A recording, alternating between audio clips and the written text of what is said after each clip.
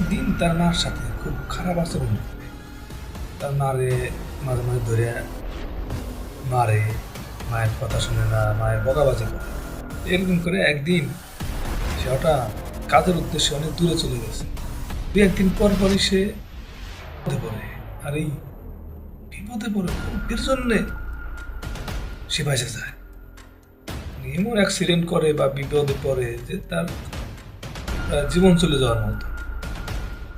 সে চিন্তা করে, আল্লাহ, মার সাথে খুব খারাপ ব্যবহার করি, আমি একটু মার কাছ থেকে দোয়া সালাম নেই, আমি একটু মার কাছে মাপ চাই। একদিন মার কাছে কইতেছে, মা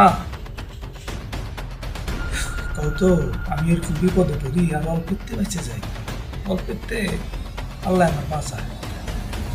এরকম ওই মার কথাটা শুনে হাসি দিছে আর কইতেছে, বাজান রে, আমি তো প্রতিদিন তোর জন্য দোয়া করি, দেখছেন মার দোয়া কারেন্টের মতন লাগে এই পৃথিবীতে। মার দোয়ার চাইতে বড় কোনো শক্তি নাই। কারা কারা আছেন মা ভক্ত ছেলে মেয়ে, কমেন্টে জানাবেন। আর আমার এই ভিডিওটা যদি ভালো লাগে লাইক দিবেন,